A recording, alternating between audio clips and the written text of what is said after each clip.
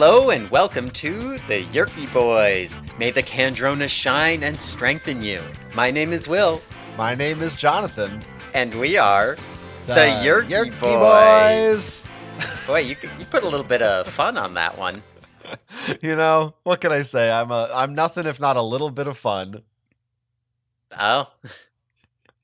I guess that's you. That's you. That's who you are. Wow, this is a bad podcast. Yeah, I don't know. What do you want from us? Something good? Well, we're not doing anything good today. What do you say? I was oh my god. Can you just try to we just need to pretend that we know what the fuck we're doing. I know what I'm doing. No, there was dead air. You could have filled in. I feel like you're letting shit slip, you know? You're slipping. Me? Yeah, I think Me? You. Yeah, you. Me?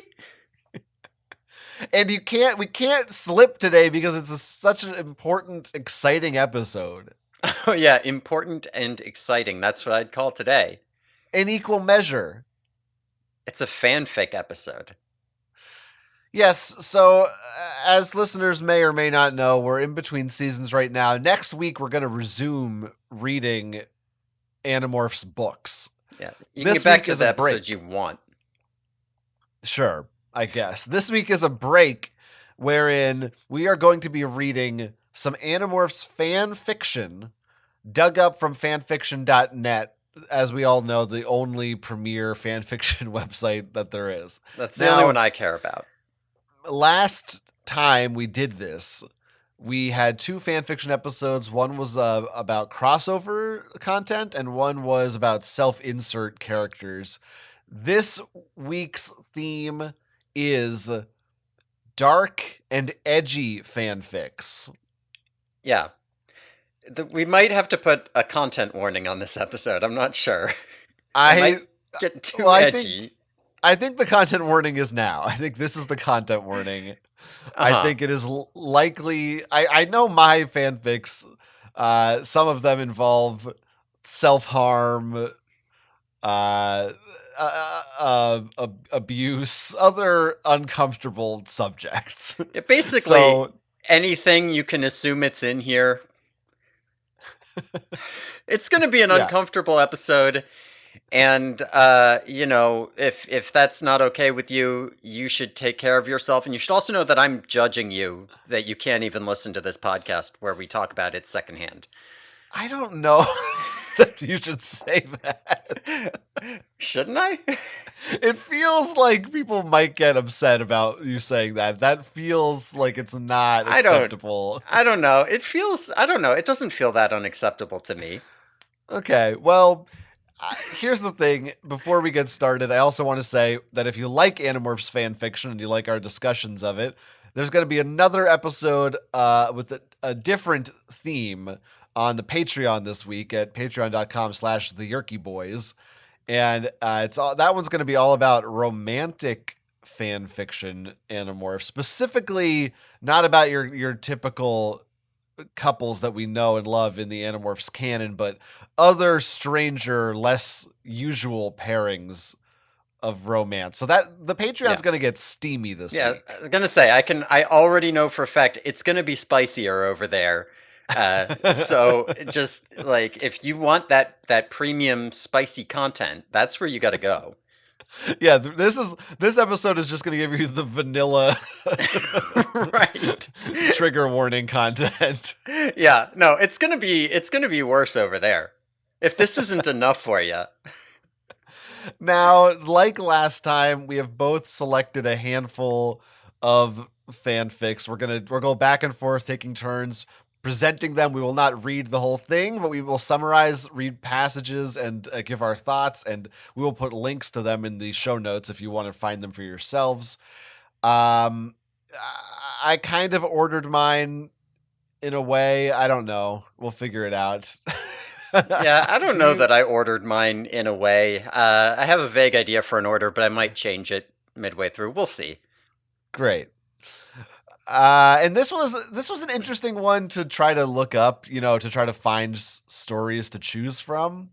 Mostly I just selected by, filtering the content to all the M-rated ones and specifically looking at ones that were in the categories of like they literally have a category on fanfiction.net called angst. That's good. But I think what we're looking for here largely is, well, at least what I'm thinking of when it comes to this type of stuff, is the 14-year-old. My life sucks because my parents are making me do my homework, and I need to listen to Linkin Park and A Simple Plan. Mm-hmm. I'm dating myself, but we're reading fan fiction about the Animorphs, so it's already dated. I mean, I'm not dating anyone, so good for you. So I think that's funny. So I think that if we're cavalier in any way about some of these darker topics, part of it is because, at least for most of these that I read and that I'm imagining, are that I don't know that the kids writing these are, I think they're going through some shit in their head more so than they are in real life, and it's kind of like many of us did as teenagers, went through an angsty phase. Yeah, I mean, like a lot of this, it's almost like nostalgic or comforting. You're like, there's a part of me that's reading it and being like, Jesus Christ, what is wrong with you? But then there's another part that's like, I remember what's wrong with you. You're 14. Man, I remember being 14. That was great. Yeah, did you go through an edgy phase? Did we ever get out of it? Yeah, that's the real question. Shockingly, I did get out of it, which should tell you something about how edgy that phase might have been. Huh. Yeah, I think I got into my edgy phase more now in my 30s.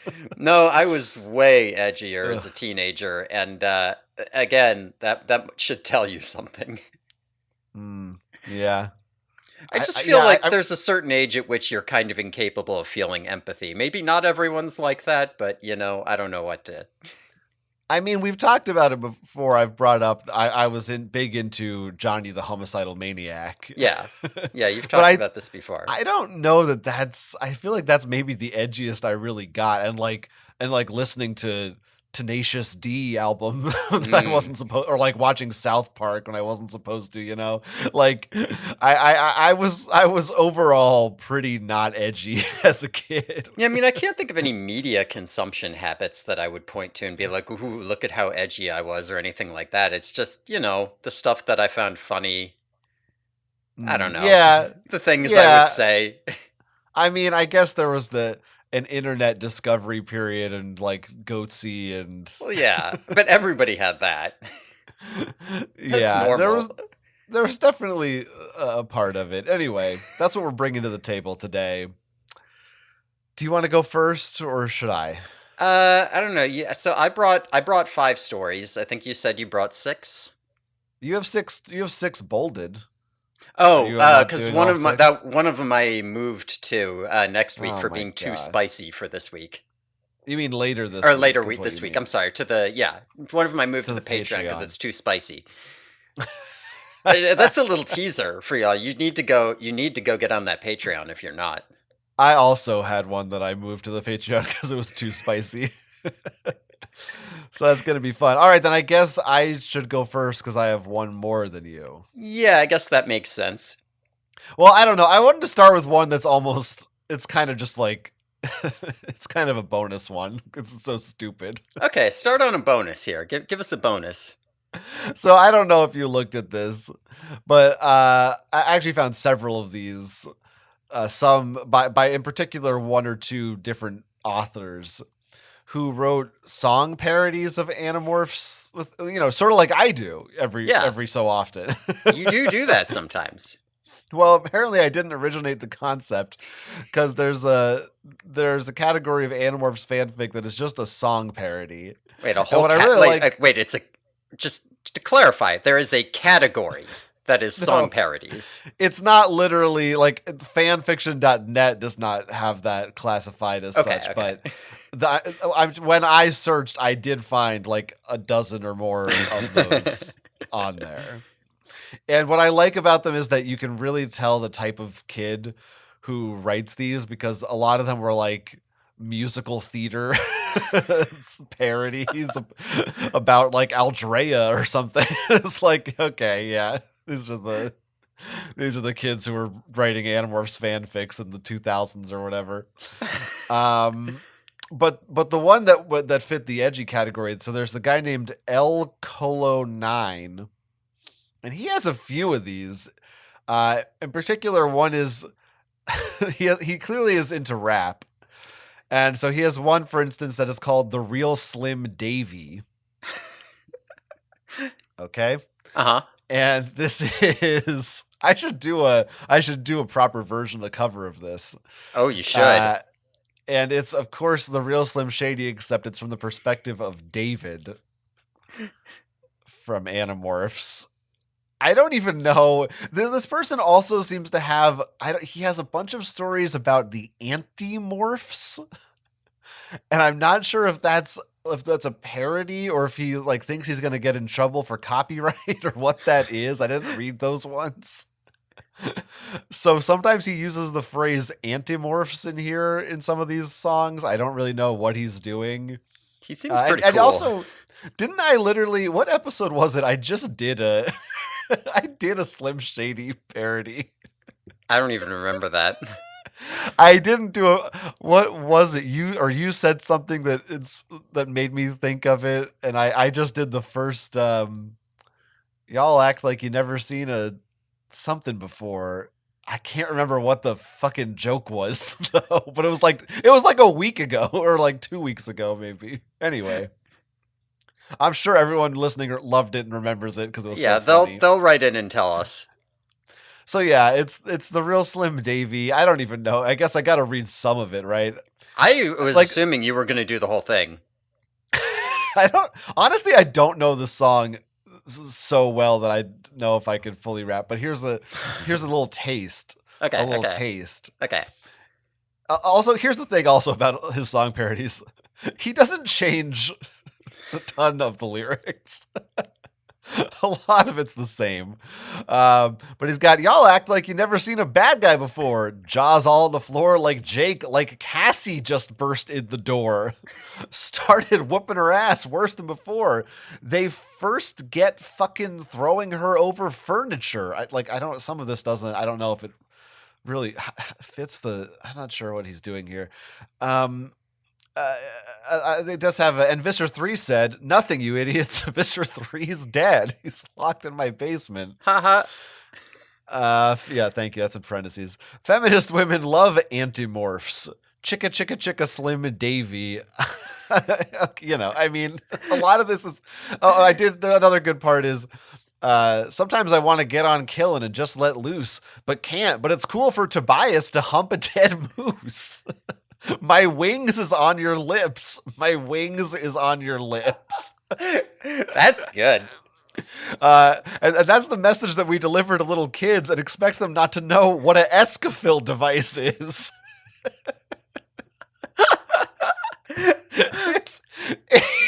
It's so stupid. It couldn't have changed what Tobias does. I feel like there's so many things Tobias does as a bird that he could have been doing. Yeah. Other than the dead moose thing. This was published in the year 2000, by the way. There's also, I just quickly, he has multiple, but one of the other ones I looked at was, there's a Dr. Dre song, Forgot About Dre. Yeah, this is Dre and Eminem, yeah. Yeah. I'm looking at this one too. Yeah, his version is Forgot About Drode. And this one, it seems like I don't know if he just forgot to change some of the words, because like even less of it is actually altered. In fact, there's lines where it still says Dre instead of Drode. Like he couldn't even be bothered to just Control F, find and replace Dre with Drode. Yeah, I mean that sounds like he literally copy pasted the lyrics out of some like lyrics.com, whatever the old I have no idea what you would have used for that in 2000 or whatever, but it sounds like he just took that, copy pasted it, and then went through and changed it and didn't finish. Yeah, I guess for him that was enough. Yeah, I mean, I'm But reading these lyrics, and so many of them are just the same, and they don't make any sense. Like, what the fuck is this? I guess he just thought, yeah, the drone like would sing that too. He'd be into it. He'd sing the same shit Dr. Dre says. So I don't know. I guess It's ridiculous. Well, I mean, I think if anything, this sets a good tone for the episode because that's the kind of edge I'm looking for is 2000s Drode Eminem raps. You know, the Drode is kind of an edgy character, and that's something else we should say is that for the dark edgy category, Animorphs is already at times fairly dark and edgy. Yeah. Like you're already dealing with child soldiers and trauma and fucked up violence and shit throughout the series. So it's drawing in people. Anybody who like naturally wants to do this is going to be like, "Oh man, Animorphs, you don't even know how dark." Yeah, it's true. I mean, I don't know if there's going to be any commonalities here about like which characters come up the most often, but it seems like every Rachel book probably fits this category already. Yeah, I did see a lot of Rachels going through here. Yeah, well, anyway, that's my first submissions. They're not very good, but I felt I had to mention them because they're so fucking stupid and funny. I mean, listen, I saw that one in your list because I didn't actually go through and look at these myself. You like picked a bunch of potential ones without really looking at them, and I skimmed them and found some that I liked rather than doing the work to find them myself. I did see that, and I was like, oh yeah, John's gonna like this one. Yeah, there's a couple I liked. Anyway, yeah. All right, I guess I can come in here. I felt like I would probably start with my most normal one. Sorry, I gotta. Okay, yeah. I'm sorry. Before we move on, yeah, quickly, I just looked at the reviews for Slim Davy. Oh yeah, I mean you got to look at the reviews. One person said, "Damn, someone beat me to it. Sigh. So many nights wasted. Great job, though. That must have taken a long time." I mean, he wasted multiple nights and didn't even finish. He didn't even get as far as this. So, okay. Anyway, I'm sorry. Now let's read a real story that's normal. Well, I don't know if this is a real story that's normal, but it's by far the most acceptable of the stories that I read. Okay. Great. All right. So this story is called "The Chill of Death." It's by Bob Elder. Yeah, you like that name? I like everything about this so far. Yeah, written by Bob Elder. At the beginning, there's a little warning. It says, author's note, if you are in any way easily influenced by vomit and death, this story isn't really for you. Oh, and I tried to keep some of the stuff as scientific as possible, but don't sue me if anything is a little bit off. Okay. I mean, scientifically off in Animorphs? Yeah, I mean, you want to try to keep things on the nose here. You wouldn't want to do anything too wild or crazy.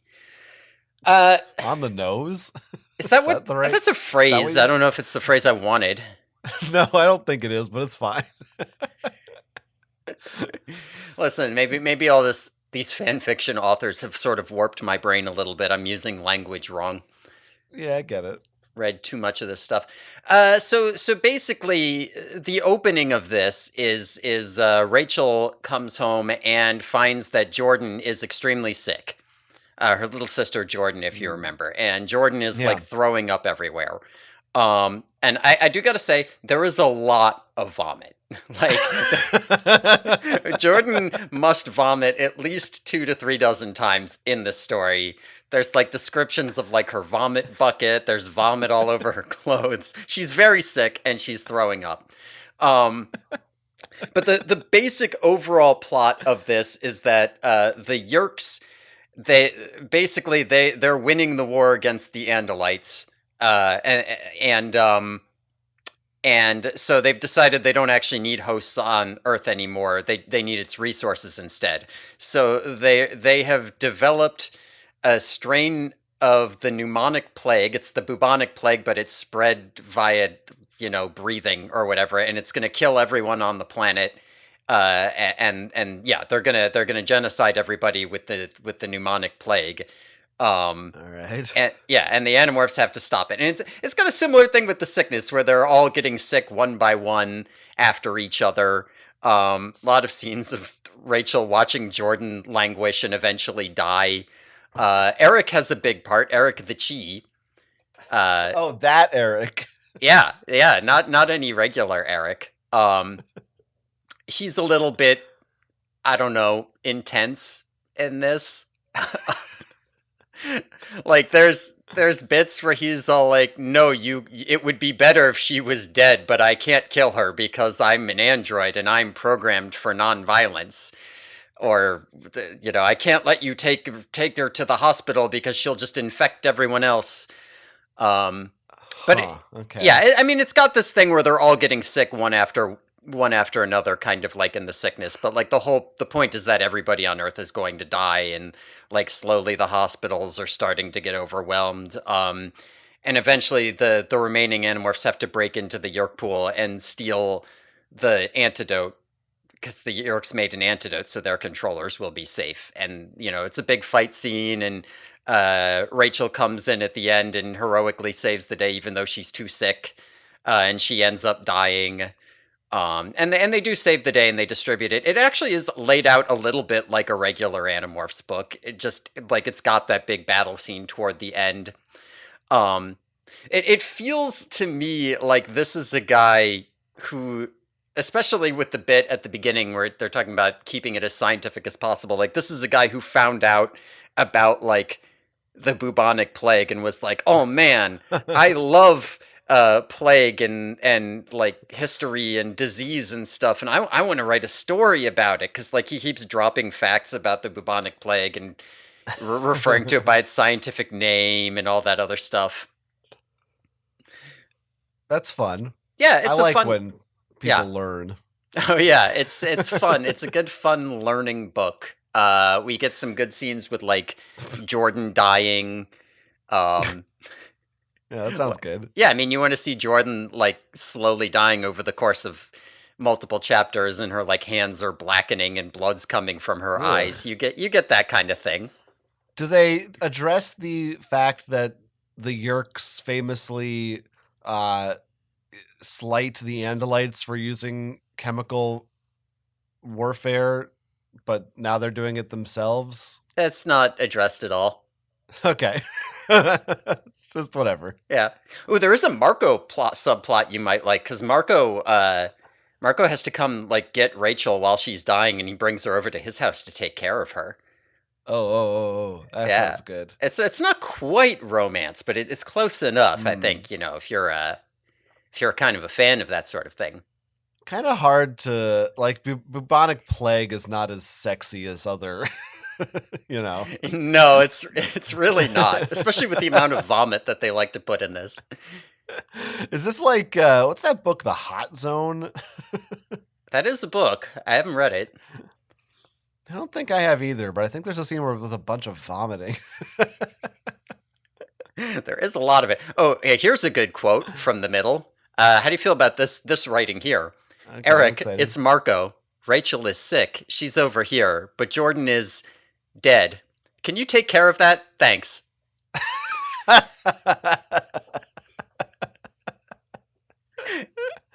That's pretty good. I don't know that we've seen very much Eric in any of these fanfics so far. So that's kind of fun. Yeah, he's got a big role in this one. He's like all upset about it because it reminds him, because the Pemalites also got killed by biological weapons.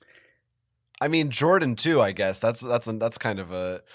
I mean, I think you can see in some of these stories in general, the fanfics, how people they want to see more of these side characters, and they try to throw them in there. It's interesting. Yeah, I mean, like, that was part of what drew me in here, was it just, like, seeing, oh, shit, Jordan's gonna play, like, a big role in this in the opening, like, bit. I was like, oh, man, I want to read a Jordan fanfic. We don't get to see that at all. Yeah, yeah. So, Do you want some of the reviews for this? yeah, sure. Megan says, the God, it's absolute long. best story in the world, no doubt. Uh, Estevet says, that was beautiful, simply beautiful. One of the most gut-wrenching, animorph teleporting, emotioned fanfic I have ever read. A few spelling and grammar mistakes, but it's simply amazing. Well done. Wait, so how does it end? Do they all die? No, well, okay, so at the end, Jordan is dead and Rachel dies, but they save everybody. They get the vaccine antidote away from the Yerks. And they Okay. secretly the local hospital gets a secret delivery of antidote, and they fix it. They distribute it everywhere. See, And then, like, I guess the rest of the series just continues, or like, do they kill the Yerks too, or like, what no, happens? I mean, it feels a lot like it would be a one-off Animorphs book. Oh shit, I forgot Axe died too. Like right at the beginning of this, Axe never shows up in this book. They're like, where is he? He missed an episode of Young and the Restless and nobody knows where he is, and it turns out he died.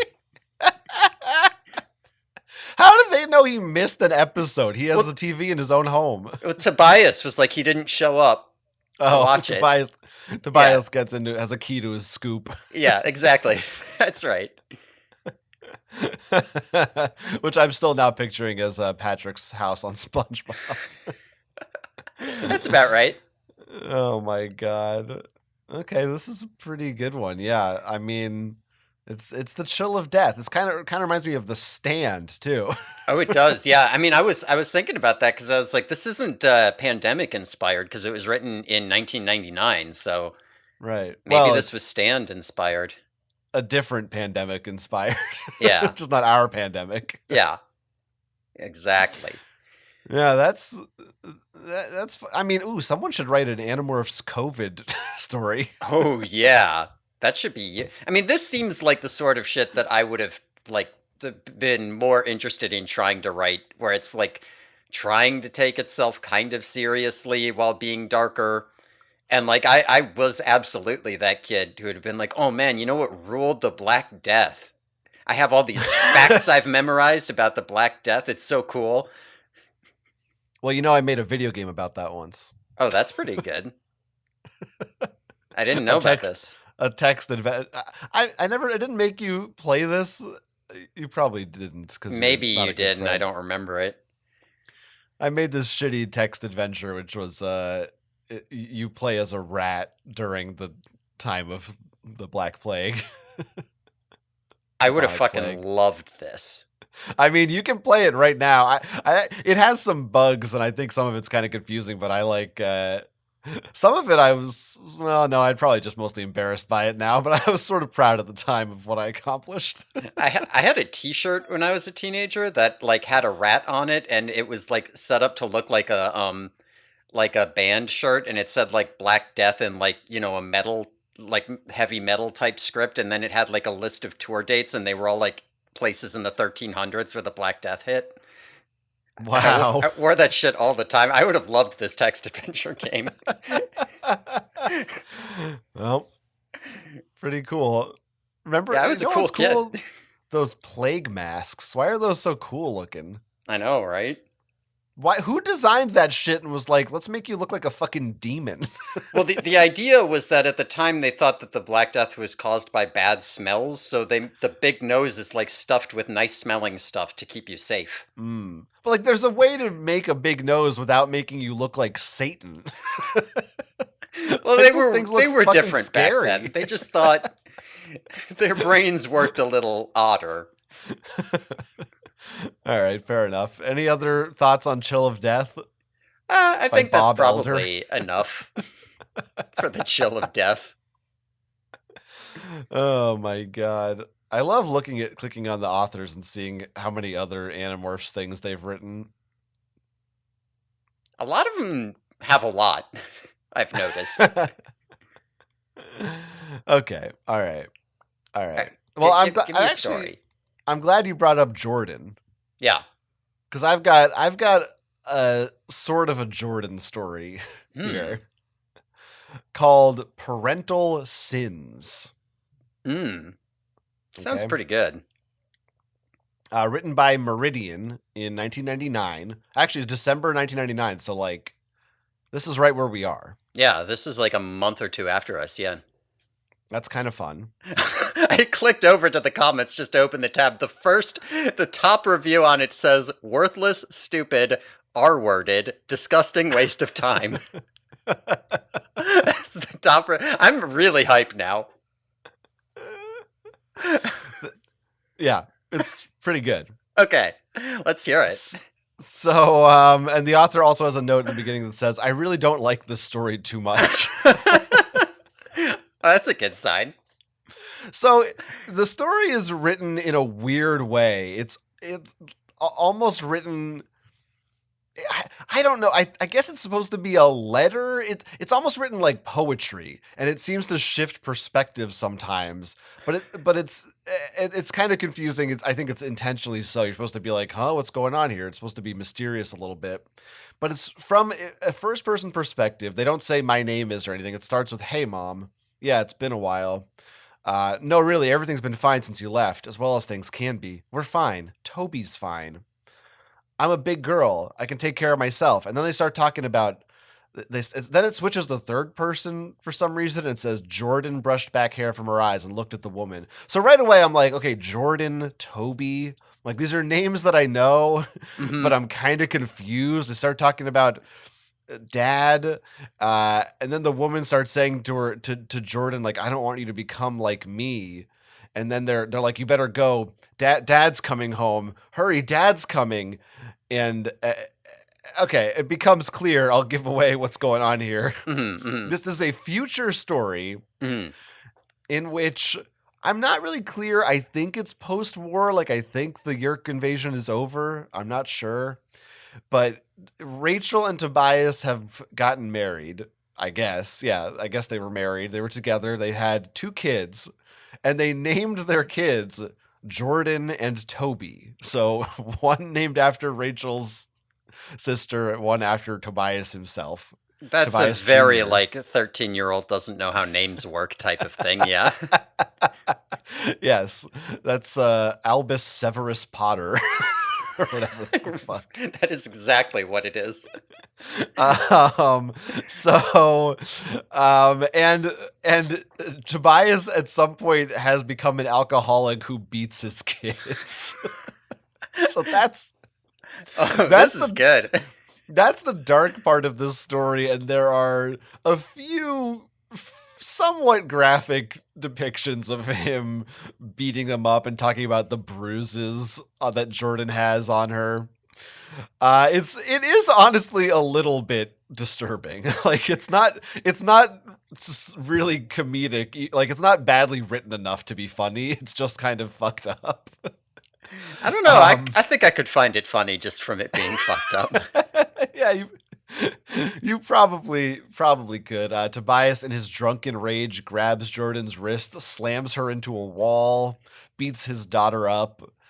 Yeah, stuff like that. And then Jordan runs away. She's 13, by the way, in this story, so she's Rachel's age, I suppose. Well, I guess I guess at some point you're all your parents' ages, if you think about it. I mean, I'm not going to think about it any more than that. Okay, so she runs away to Uncle Marco's, or no, Uncle Jake and Aunt Cassie's house. Uncle Marco's involved too somewhere, but it's not really. I don't know. Nothing much really happens in this story. It's just her going over there, and then she feels bad because she left Toby alone with Tobias, who's gonna beat Toby up, and then she runs back. There's a part where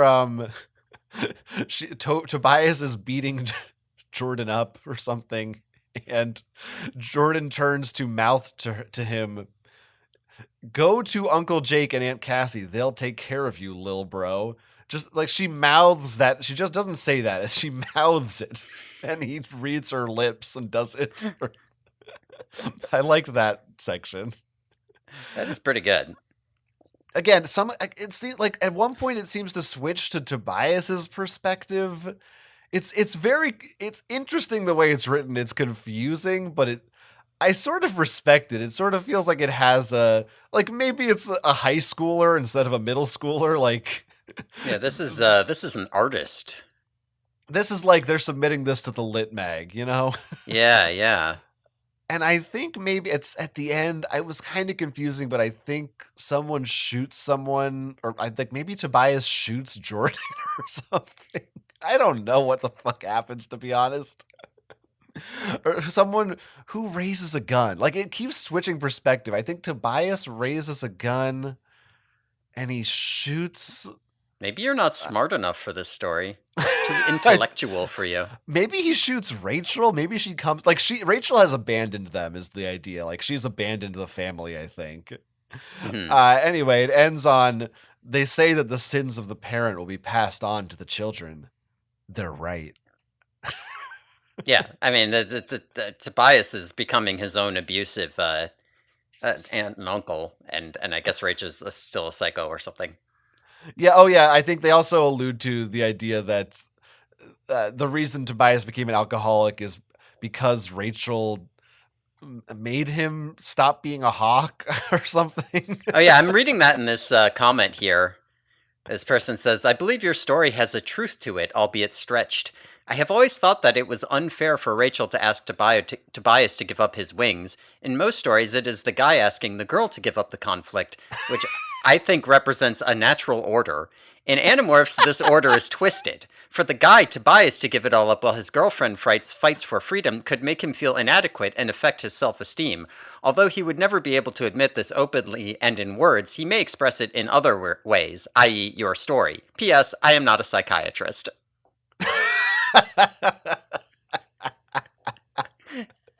Well, I'm glad they said that. I was about to take all that advice. Yeah, no, it all sounded really convincing to me until the end there. Yeah, he hates her for taking away his freedom. Oh, and he was beating her too. See, that's where the story becomes unbelievable, because Rachel's not letting anybody beat her. Yeah, no. Rachel's the one beating him. Yeah, like you could see this being like a mutual thing where Tobias comes in and starts beating Rachel, and then Rachel like starts shooting him, like shoots him or something. Like you could see something like escalating here, but I don't see Rachel just letting it happen. No, probably not. All right, so that's parental sins. Pretty good. Pretty sinful. Yeah. Reminds me of a chocolate cake I ate once. All right. She has a lot of stories, like, and I think some of them are like poetry. They're all written like poetry. Like, this is an interesting person, I think. Let's see. I just said she, by the way. I guess I'm assuming. Probably she, they, based on this. Yeah. I'm seeing their bio. It says 16. Oh, are you reading the same thing? Yeah, I'm reading the same thing. Female-ish, which is how you said she, they in 1998. Or it could be like teehee. I'm a random. I'm one of the guys. I don't know. It might just be for fun. Who knows? I mean, I guess I'm assuming they're on fanfiction.net. They're probably, you know how it is. Sure. They also say they were responsible for inflicting the Prozac unit upon the world. What do we know what the hell that is? Maybe that's another one of their stories. I don't know. Yeah, I don't know. They say it as though I should know what it is, but yeah, well, I don't see it listed here, so I don't know what it is. Yeah. All right. Let's I guess I'll go to what if for my story here. Okay. This is a story by Idiot00. The description is, most people call this story sick. I wondered what Rachel would do if she found a suicide note from Marco and this came of it. I swear I read another one. Like, there's multiple suicide note stories. Whatever. Go ahead. Does yours go completely off the rails halfway through? No, I don't. I don't think I actually. Okay. I'm not. Oh, well, I do have another suicide one, but it's fine. Just There's do going to be a yours. lot No, of suicide this episode. Listen, if you got through book 17, okay, you're going to get through this episode, okay? That's right. Okay. Okay. I'm just going to say right off the bat, I find it a little bit. This person starts with the idea of a suicide note from Marco, and okay, I can see how maybe you wrote the beginning of this story from that, but then I don't like what. Anyway, listen. All right. So Good stuff so far. So we start off kind of in the middle of goings on here, and from Rachel's perspective, what has happened here, right, is that Jake is dead. So good start right off the bat. What happened was that Jake had gotten sick. He'd gotten a fever, and in his feverish state, he'd started rambling about how the Yerks would get him. He didn't say anything about the Animorphs, but he was talking about the Yerks. And so Tom, in a panic, had him killed, and they faked it to look like a suicide. Right. So Jake is dead to start off, and there's a whole thing where like the doctors are like, oh, I bet he was on drugs because he was always going away and not right, like he was disappearing and you didn't know where he was going, and his parents are like, Jake would never. And Rachel, of course, can't tell him the truth.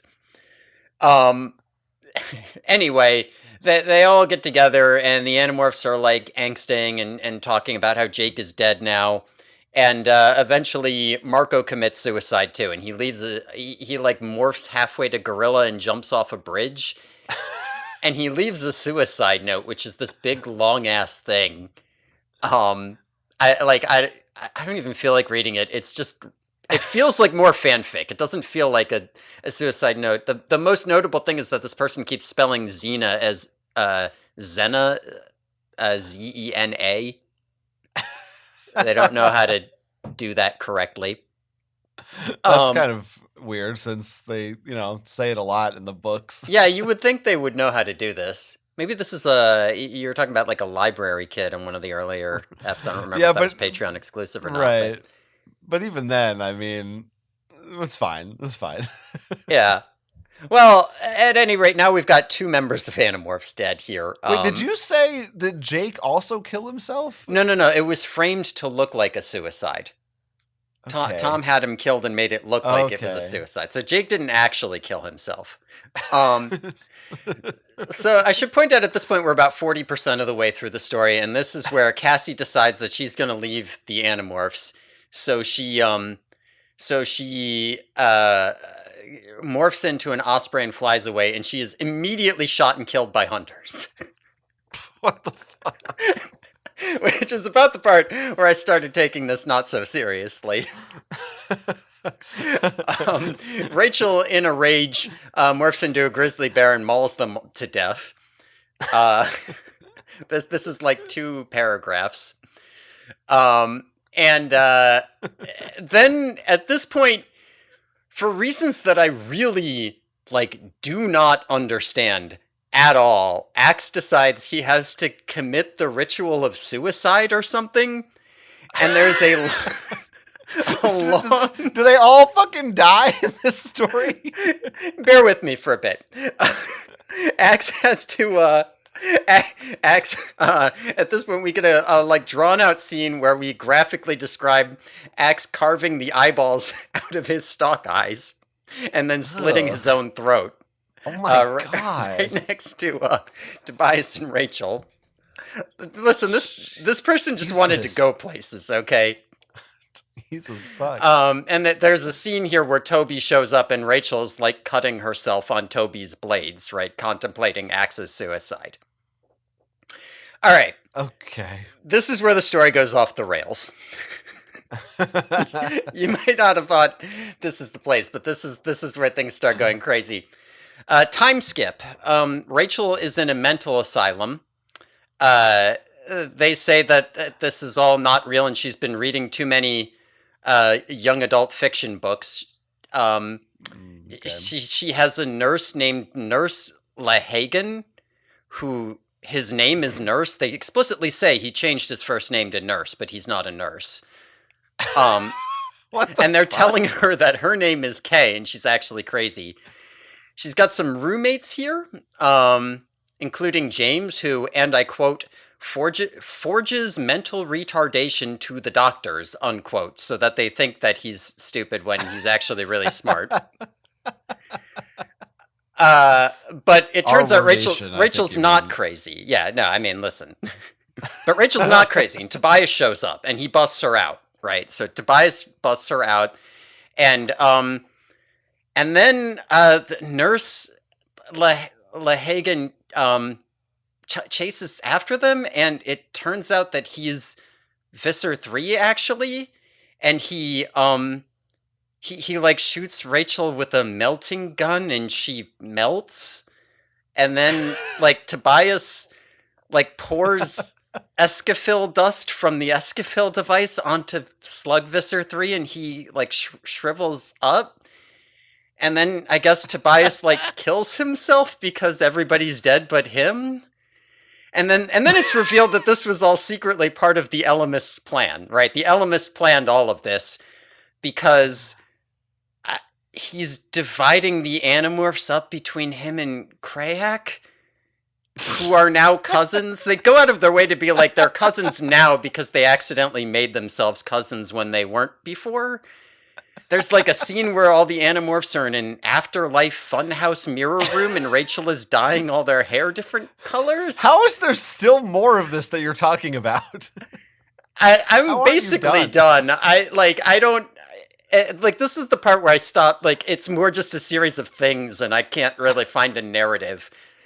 But like it does end with the Animorphs have now been like divided up, so that's some of them are with Krayak now, and some of them are with the Ellimist now. What the fuck? I don't know what to tell you. They went a little bit strange halfway through. I think my favorite line from this is when they're trying to figure out, they're in the afterlife and they're trying to figure out what's going on and where they are. And Rachel says, it says, "Heaven don't want me, and hell's afraid I'll take over," she quoted, then grinned, since it so aptly described herself and most of her friends. I think that's my favorite line from the story. What quote is that? Novelty t-shirts from Hot Topic? Bumper stickers at the roadside? I'd like to... Yeah, let's just bring it back and say this. I wondered what Rachel would do if she found a note from Marco, and this is what came of that. This is what would happen. This is where it went. Makes sense. Okay. All right. Pretty cool. Rachel dyes her hair too. Yeah, and Tobias's hair and Marco's hair. Oh shit, that's badass. Now that's edgy. Yeah, Marco's got purple hair and stuff. A lot of mixed reviews on this one. Some people really like it.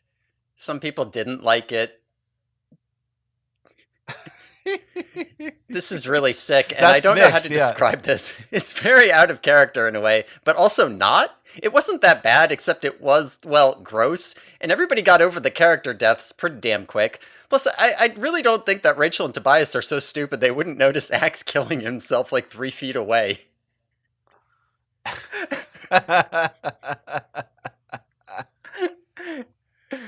This was such a disgusting insult to every living Animorph fan, as well as it was stupid and pointless, as well as completely out of character. I hope this is reported and deleted, because it was a totally worthless waste of sentient minds. I like the reviews where people say all the things that they didn't like, and then they go, "That was good though, 9 out of 10. I can't wait for a sequel." There's a couple on here too that are like, what were you on when you wrote this? That's so crazy. You must have done a lot of drugs for this one. All these people, all these kids on the internet, no idea 9/11 was going to happen. That's true. Yeah, this was April 29th of 2000. Actually, but some people still reviewed this as late as 2009. Jesus. Okay, yeah, some of these. Okay, this what? Yeah, what if the Elemist smoked crack? Ha ha! That was my thought throughout the entirety of this story. Yeah, that line, that review would have been acceptable in 2000 when you were 13, but this is 2009. And if you're 13 in 2009, you were like on AO3. You were not on fanfiction.net. You were. This is. I'm assuming this person is like 30. I clicked on their profile. It says they're 34. Well, yeah. Anyway. 119. I wonder what else Idiot 00 did.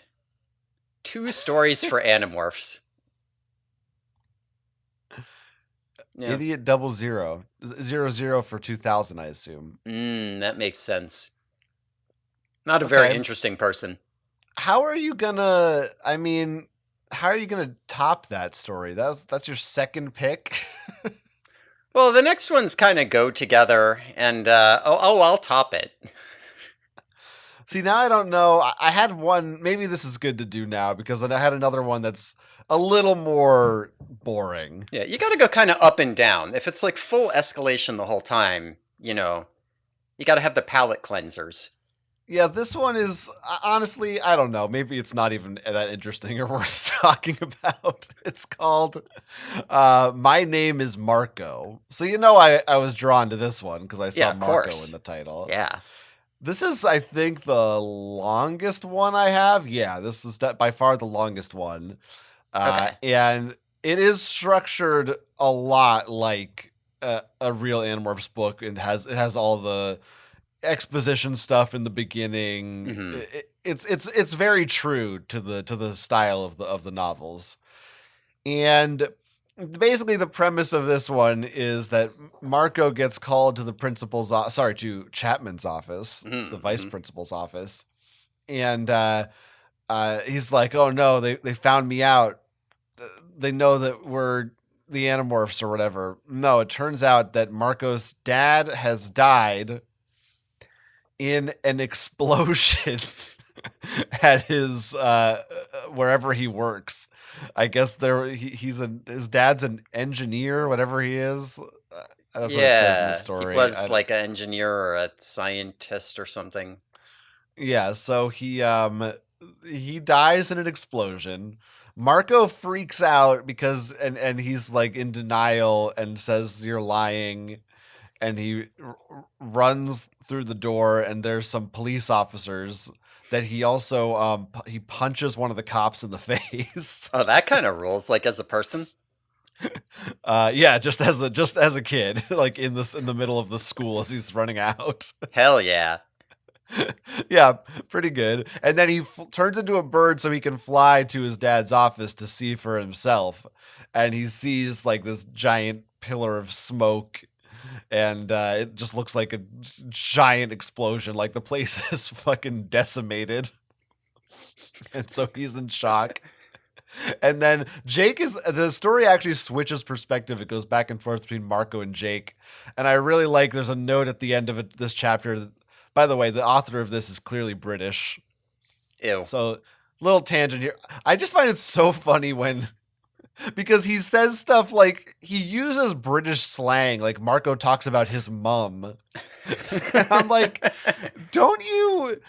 This is like if an American wrote Harry Potter fan fiction and Harry Potter was like not saying blimey and shit.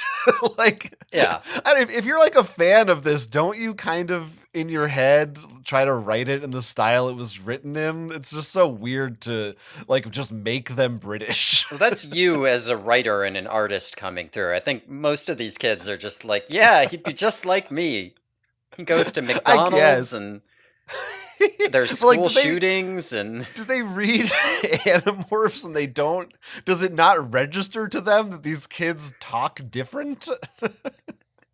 Maybe it's different because like I don't know. Maybe I'm being now like very Americentric or something. But like maybe if you're a kid in the UK, that you read a lot more kids books from the US. So you like tune it out, Whereas, like, again, when I was a kid reading Harry Potter, it was very obvious. Mm. Oh, these people talk funny. Like nobody else talks like this. It does feel like the UK is very overrepresented in children's literature, though. Like, Yeah, not I guess just that's because of Harry true. Potter. I mean, like, throughout. Roald Dahl. I'm sure Who there's we other love. examples. Yeah. Not his books, but his views. Listen, we don't need to litigate this right now. Right, that'll be for the Dollcast. Is E.B. White British? Or That's a very British name, but it's a good question. I don't actually know. oh, A.A. Milne, right? Isn't that British? The Winnie the Pooh. I'm pretty sure. E.B. Yeah, that's gotta be. White's, yeah, 100%. That's gotta be. Yeah. How could Winnie the E.B. Pooh not White be? is American. I looked it up. Okay. I'm about to sneeze. You could just cut that out. There's something you want to say? I already said it. I know, but it's just polite to say. I think you could have gotten a little louder if you wanted. So anyway, there's a note at the end of this story where the author says, sorry, just one chapter, where the author says, "How's that? And no, whatever you weird people may think, this is not turning into some gay romantic story between Jake and Marco. He's his best mate. He's allowed to offer him comfort, and that's the end of that." Okay, well, that explains this one comment that I read in the reviews, where it says, "Okay, this story is scary enough. The last thing I need is someone that's gay." Well, I will say, I think this might be an instance of doth protest too much, because there's definitely some like vaguely homoerotic undertones in this story. As later Jake takes Marco back to his house and is like hugging him and putting his arms around him, and like Marco's taking a shower and stuff, and it's a little, only because that note was there am I reading this thinking, That's what all guys do that though, right? Like, you know, sometimes you just gotta give your buds a massage in the shower, you know? It's just me mate, bruv. That's all. It's just me mate. Just give him a bit of a wank when he's down. There's nothing strange about that, mate. Okay. Anyway. That is what they're like over there. Oi, let's snog, mate. Okay. Anyway, Marco goes through all this shit. He's like traumatized. He's fucked up because he is now an orphan. And the cops come back to his house because now they're like, "Hey, you're an orphan. You can't live in this house by yourself, just so you know." But good news, Chapman's here too. And he knows he's got a way to help you out. He's got this great thing called the sharing. And they're going to find a new home for you. And one of the cops has a black eye from where Marco punched him. That's good. And the story, I think, does not really get concluded. They like take him and Jake off, and they like call Rachel to try and help them. I don't know. It doesn't really end in an interesting or satisfying way. It's just Marco's sad. His dad is dead. And then all the Animorphs are kind of like, "Boy, Marco's sure fucked up, huh? Yeah. What do we do? I don't know." But anyway. How many of these people do you think are actually like trying to cope with something, and how many of them are just trying to write the angstiest story they can? Like it is, yeah, it's hard to tell because like your story you were reading or my other one, I'm like, yeah, are these people going through like, were they beat up by their parents, or are they just like, my parents might as well beat me up? Yeah, exactly, right? Or even just like, oh man, I'm gonna write the edgiest fucking story. Their parents are gonna beat him. His dad's gonna die. Woo! Yeah, I don't know. This story just strikes me though as it's somewhat cruel. I think like Marco has already lost his mom. Why do you got to take his dad like that? It's too much. Let the poor kid have a break. Mm-hmm. But he doesn't. I don't know why he doesn't just turn into a bird and like go hang out with Tobias. That's what I would do. No, that's what you would do anyway. Can I just say, I am way over my head in reading stuff rated M. I'm only 11. I can barely read the ones rated T. That's a good kid. Just a little thought that I had about this podcast. All right, so that's My Name is Mark. Oh, sorry, that one was written by, I didn't say, Mindbend, except with a 1 instead of an I and a 3 instead of an E. Mindbend. Author has written 5 stories for Animorphs, Supernatural, iCarly, Thunderbirds, and NCIS Los Angeles. What in the fuck? Who the fuck's writing fanfics for NCIS? Written in 2013. How old is this person? It's best not to think about it. Yeah, they're British, right. remember? So that's true. So they might not all be there. This is, by the way, another fanfiction.net category is hurt/comfort. That's like hurt/comfort. Yeah. That's apparently a broad enough, important enough category that they need to add it to their drop-down menu. Strange. Okay, what's next? All right, well, I'm going to give you the first of 2 stories I have by someone named Anna Blair. Do you want to just do these both in a row? I don't know. Whatever. I feel like we can break them up. Okay. All right, so this story here is called 123s of Torture. And can I say it has a lot of negative reviews? Oh, I see 78. So this is kind of like a future, I guess a future story in which the Yeerks have won. And Rachel has been captured by the Yeerks and has been being tortured for years. And in this story, Tobias is captured and brought in with Rachel.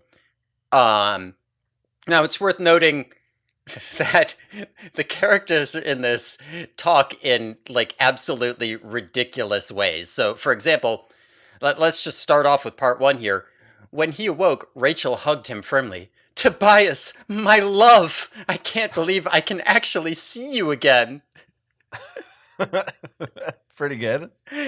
Yeah, it's all like, Tobias, oh, I'm so sorry, my love. I didn't mean to give up on you. If I had known.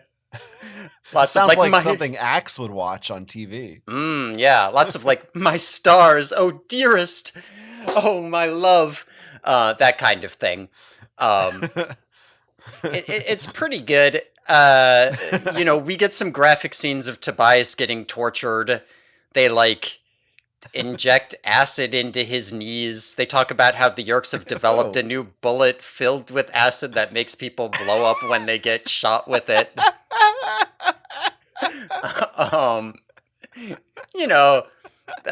That kind of thing.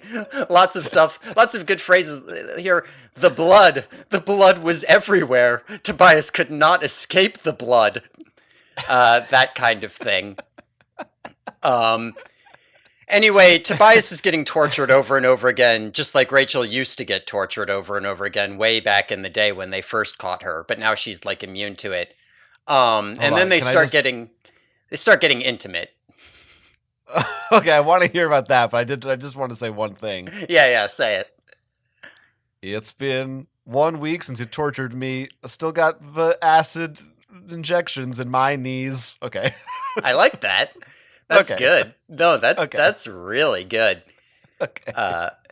It's quite good. Great. So intimate. Yeah. What does that mean?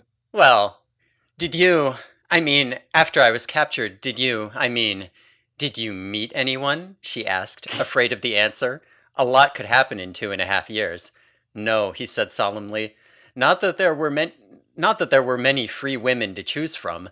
No, I didn't meet anyone after you. I have always loved you too much, my star, he said, snuggling up to her, hugging her. At least he thought, I am with you, Rachel, my love. But he said, why do you ask? She looked uncomfortable for a moment. Tobias, it's been a long time. A very long time. Ugh. Do you think Tobias looked at her, thinking of how long it had been since he was last with a woman. So in What the reply, he fuck? kissed her passionately. Hold on, how old are they in this story? I think years have passed.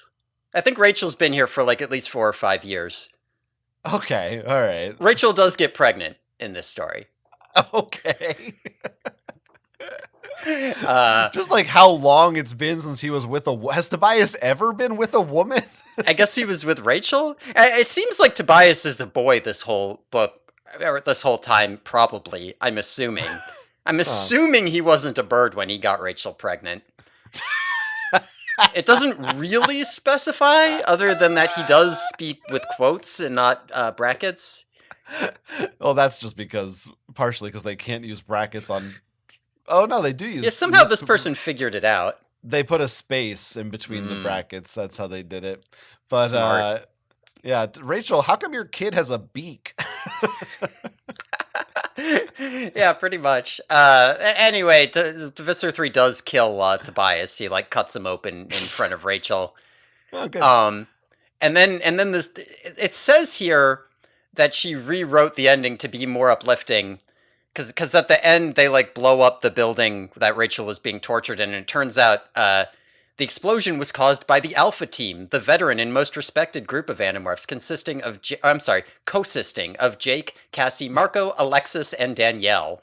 The Animorphs were able to rescue Rachel, but Tobias was too far gone.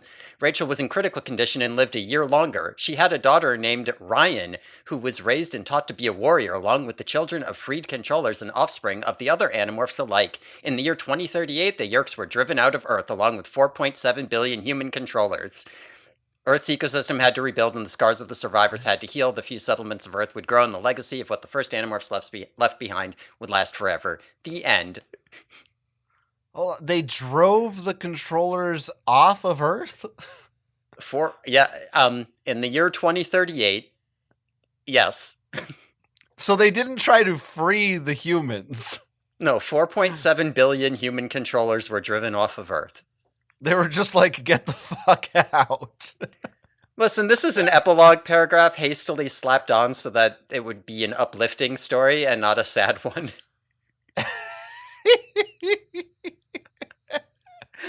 I want to hear about the comments. Not bad, but stop with the freaking my love crap, please, because it totally ruined the fanfic. A little romance is okay, but they do have names, and I'm sure that they use them once in a while. A little harsh, if you ask me. There are 78 comments on this thing. A lot of them are pretty negative. She struck a chord, Anna Blair. Do you think her name is Blair? In real life, probably. Yeah. And then she likes Animorphs, and that's how she got that name? I think that's true. Okay. So I would be Anna John, and you would be Anna Will. I suppose. That's kind of a fun game that like listeners can play at home. Like, what would your name be using that format? I don't know that it's that fun. Yeah, it's sort of fun. You have a secret little nickname. Now, she is smart, funny, and all-around attractive. In her humble opinion, of course. Well, taken with a grain of salt, I suppose. Yeah, well, we should specify, that's from her bio, and that you're not saying that this probably 13-year-old girl at the time was smart, funny, or attractive. I mean, I'm certainly not saying that. Trust me, I would never say that Anna Blair was smart, funny, or attractive.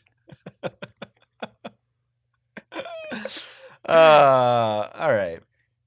Well, you know what? The people might not have liked it, but we liked it, and there's more Anna Blair coming up. There sure is. Yeah, we've got more Anna Blair. Multiple. The next one's not quite as the mass negative reaction, but well, you know, you can't win them all. You can't win them all. Give me another story here. All right. So for my next story, I'm going to return to suicide. Mm-hmm. This story is called Silent Scream by Aquaian Goddess. Aquaian? Aquaian? Aquarian, but without the R. Sure, yeah, something like that. As it notes in the story, it says this is rated R for depression, cursing, and an eventual detailed death. Yeah, Now, depression is that's pretty mature. yeah, that's depression is rough. We all go through depression from time to time. Yeah. There is some overlap here. It's kind of sometimes it's honestly hard to find an Animorph story that doesn't have a self-insert, which is a category we already covered. But this is one of those. So it's dark and edgy, but it also features a character. I guess I would call it a self-insert, but you might just say it's this person's own personal creation. Yeah. Named Katorsia Templar. I'm glad there's a little pronunciation guide for Katorsia. Not That's for right. Templar. Cat or Sha. And there's also a summary as opposed to a wintry of the story. And Jake and Marco turn up in the forest. As in Gump. As in Gump. Isn't it fun to listen to a podcast where the hosts just mock a 12-year-old's spelling errors? My name is Katorsia. I was always told it was a beautiful name, an exotic name. All right, this is my story. Who's telling the story here? I'm just enjoying it. So the story treats Katorsia as if this is a character from the Animorphs past, and there's not really an explanation as to when that happened or why or how. It's just like, yeah, Katorsia. Right, yeah. And the story begins with Katorsia in the woods trying to cut her wrist with a pocket knife.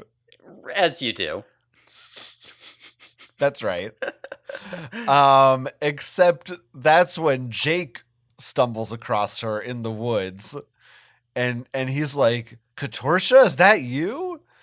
And he's like, I've missed you. Where have you been? And Katorsia's got all this stuff like, I tried to contact you all and nobody would listen to me and no one would respond to me. And Jake's like, come on, Marco would really want to see you. And convinces her to come back with them, stops her suicide attempt. Yeah, well, also, Jake says, you'll never guess who I found. And Marco says, who? Carmen Electra? Pamela Anderson? Lara Croft? Classic Marco. Somehow all names more believable than Katorsia Templar. I do like when the fanfiction authors nail Marco, though. Well, okay, maybe I'll rephrase that. No, I like that too. I guess Toby the Hork-Bajir is in this story, who Katorsia refers to as a goblin-like demon. Poor Toby. Also, you know that Katorsia's like a real cool, edgy chick.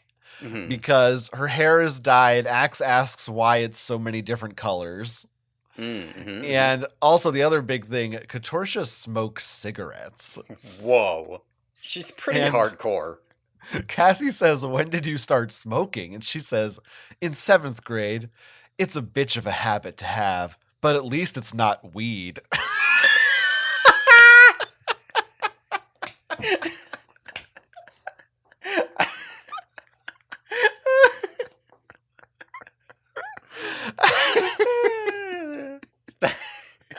I don't really know. I don't know what to do with this. Like, what is? I don't know what this person's thoughts on weed are. It's I don't know. But it's just so funny to be so edgy. But like, hey, at least I'm not doing weed. Yeah, well, that's illegal. That's crossing a line, man. Yeah. No. I'm not one of those fucking stoners. Anyway, so like most of the story is just Katorsia being real cool as shit, and all the Animorphs being like, "You're so awesome! Why don't we get to? I wish you were our friend still." Except like Rachel doesn't get along with her, probably because it seems like both Tobias and Marco are probably into Katorsia. There's a lot of classic self-insert stuff in this. Yeah. Then ultimately, Katorsha runs off. Tobias follows her, and she takes the knife out again, and she at this time succeeds in cutting her wrist. There's some graphic depictions of how she does this and the blood spilling out. Tobias calls her an idiot for doing that. That is in character with the way the Animorphs react to that sort of thing. I mean, it was more Rachel who just spent the whole time saying that, but yeah, but still, I could. Tobias would probably do that. And then okay, can I just? You may think of me as a monster for not acting more upset about Katorsha's suicide, but I didn't know her all that well. But never let it be said that I didn't try to stop her. That's a direct quote from Tobias in this story. Yeah, I have to say, he didn't really try to stop her either. Like, he just follows her and then he just is there while she cuts herself and dies. Like, he doesn't, it's not, when you cut your wrist, it's not like you die right away. Like, he could have tried to do something. And he's just like, it's been done. Yeah, it's a pretty slow way to bleed out. Yeah, like there's plenty of time to jump in there and try to like bandage her wrists or something. I don't know. Yeah, call a doctor, raise it up.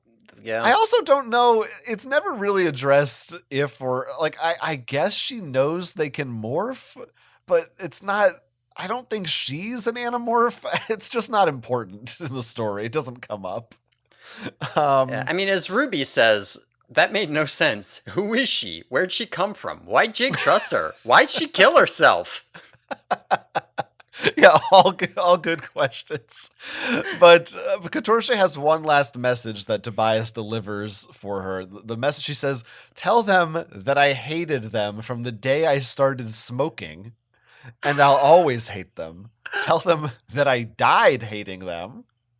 Tell Marco and Jake that I always loved them like brothers." So, yeah. And as Tobias says, I've never met anyone so depressed. Yeah, I mean, as she says at the beginning, this is a very depressing story. I wrote it because I'm depressed. Yeah, so anyway, Marco goes to find her body and give her a proper burial, though. Okay. And says at least she's free. And then the author also has a note. I think I'll end it here. It's creeping me out. Yeah, this was too dark for them, even. Whoa, that's pretty dark. They peered into their own soul and it was too twisted. They couldn't handle it. That was an interesting state of mind, but I can understand it. That's so sad. Very, very, very creepy, though. Kind of disturbing. This is some Joker shit right here. Weird, sad, scary, and possibly realistic. I don't like this, but I don't dislike it. It's too scary to like. Wait, where's that review? I don't even see that one. That's the Momo clause? Oh, I see. Yeah. Momo clause. So, Silent Scream, this is just another good, I think, exemplary of the kind of edginess that we were talking about, the teenage angst, mixed in with this Katorsha persona who I just love that name. I mean, probably shouldn't actually make fun of it because it's like this person probably was going through some shit, but it's just so fucking. Yeah, I mean, yeah, it's so fucking over the top in like every fanfic trope. I can't help but think it's stupid. Yeah. I'm sure that this person turned out to be happy and healthy over the rest of their lives and is doing fine now. I mean, yeah, I feel like half and half chance that they're in a really terrible place or that there's some like live, laugh, love normie. Yeah, I mean, they also wrote why Axe can't be exposed to the media, a humor fic that they say is PG-13 because it deals with sex. So, they have a brighter side too. Aquarian goddess. That's right. Okay. Anyway, that's what was this one called? That's Silent Scream. Silent Which is Scream. such a good They seem to be calling their fanfics monsters. monsters? Yeah, like I've created a few monsters while I was gone. Oh, that's cool. I like that. Yeah. Flames without reason will be laughed at and used for s'mores. Do people still say flame? That's not a thing. I don't think they do anymore. It's just trolling now. Yeah, we've moved on. That's too bad. Flaming was good. Can we go back to Anna Blair, please? Yeah, let's talk about Anna Blair and the re-education of Rachel. Now we're talking. Picture this. A fiery blonde fighting against the bonds that society has on women, not letting them fight those damn jungle rats. Now, if you recall, in Megamorphs 3, remember there was an alternate universe where the Nazis won, and Rachel had to go to a re-education camp because she was too uppity for a woman. Right. Well, that's where this story takes place. I like that. That's a great. We wanted more of this. Remember? We did. Were sad it ended. We wanted it, and Anna Blair has delivered it to us. I like how it looks like it's written in the same format where it's all on one page, but there's just big bold subheadings for part 2 in the epilogue. Yeah. Oh yeah. This is Anna Blair's style. It's nice. Yeah. Rachel in this is not she's not a good person. She's not fighting because she thinks that we need to fix things and make it less Nazi or whatever. Rachel is fighting because she conspires for the day that women will rule over men, not the other way around. Men are weak, pig-headed, and not deserving to control the world like they do. We women are smarter and better suited in every way. Wow. So she wants to keep the order here, but she wants the women to be in charge, you see. And we agree on the Yerky Boys. That's how we feel too. Right, because we're feminists. Right. Okay.